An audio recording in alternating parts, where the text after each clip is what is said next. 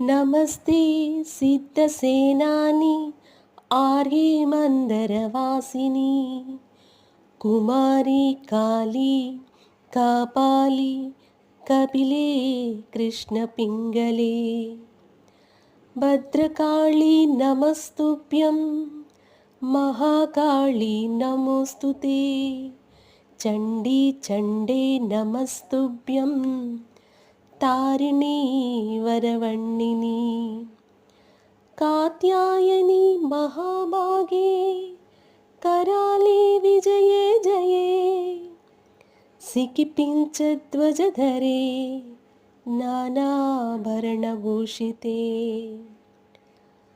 अट्टशूलप्रहरणे खड्गकेटकधारिणी गोपीन्द्रस्यानुजे ज्येष्ठे नन्दगोपकुलोद्भवे महिषासुप्रिये नित्यं कौशिकी पीतवासिनी अट्टहासे कोकमुखे नमस्ते स्तुरमप्रिये उमे शाकम्भरी श्वेते कृष्णे कैटभनासिनी हिरण्याक्षी विरूपाक्षी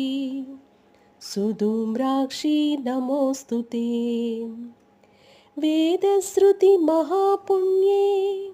ब्रह्मण्ये जातवेदसे जम्बूकटकचैत्येषु नित्यं सन्निहितालये त्वं ब्रह्मविद्या विद्यानां महानिद्रा च देहिनां स्कन्दमातर्भगवती दुर्गे कान्तारवासिनी स्वाहाकार स्वदा चैव कलाकाष्ठा सरस्वती सावित्री वेदमाता च तदा वेदान्त उच्यते कान्तारमयदुर्गेषु